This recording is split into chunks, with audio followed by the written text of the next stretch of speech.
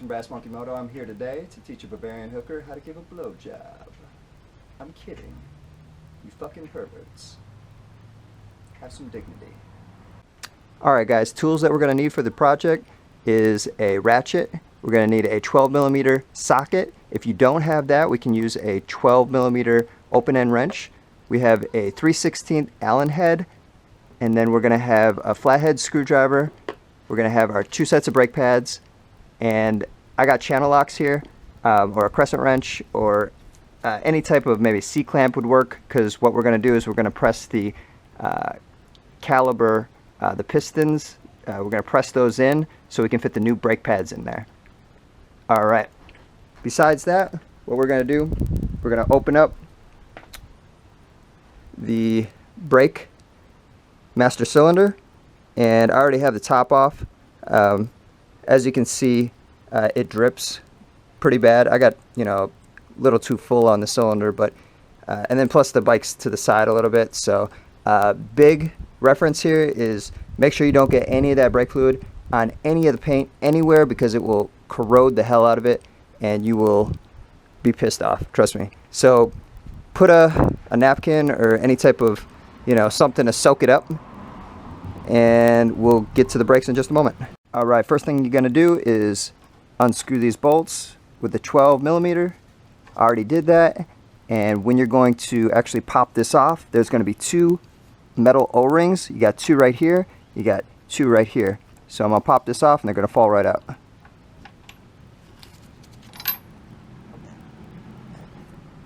And there you go. Keep these guys until later. Alright guys, so for the brakes, this is going to be not intimidating, but it's going to be a little tricky.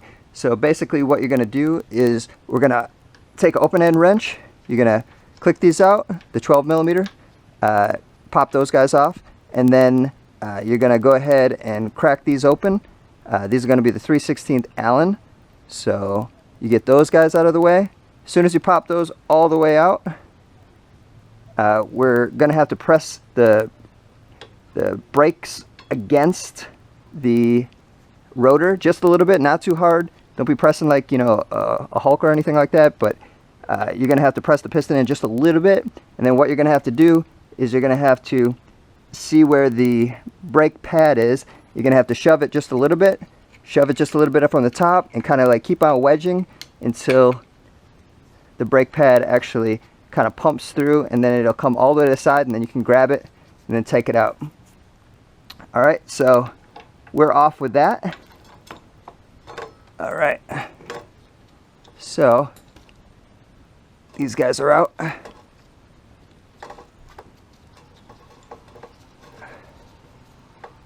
Alright, and then what I did here is, let me see if I can get a light in here. Okay, so what we did is I pushed these pistons back right here and right here. Basically all you have to do is take the channel locks, and to not scratch it, I just put a little piece of cloth right here, little piece of cloth here, and then put a little piece of cloth on the back end here, and I pinch these so I could press the pistons down.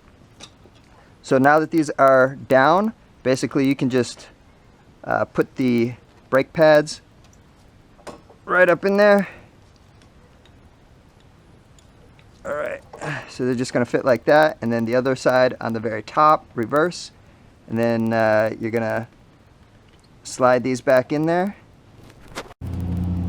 Alright, so a little tip to put this guy back on with the brake pads is when you're putting it on, leave the brake pads off at first, and then put this caliber over the rotor, and then you're going to want to slip the brake pads in one at a time, and then put the back one on there, and then slip the Allen heads in there to hold them to where they're holding tight. Alright, and then you're going to go ahead and put these 12-inch bolts back in. Tighten them up, don't over crank them, but just make sure they're on there good. One thing that I forgot to tell you is if you take this off of the fastener, it makes things a hell of a lot easier, so you can, you know, go up and down so it's not so tight. So just make sure to put that guy back. All right, that's back on there. And then what you're gonna do, you're gonna put your cap back on.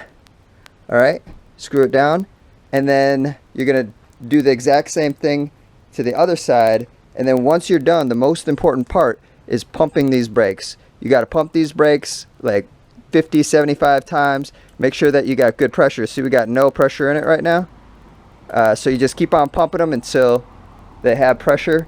Make sure the cap's back on when you're doing that. The reason why we took the cap off is so when you're pressing in the brake cylinders to be flush, it needs a little bit of wiggle room. It needs the air would just, you know, keep on making it tight. So that's why you need to take the cap off.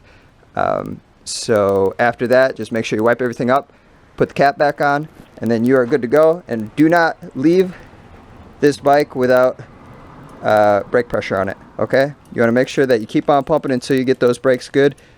Do not start the bike and try to go somewhere, because you'll have no brakes. All right, guys. Well, this is James from Brass Monkey Moto, and we'll see you on the next project.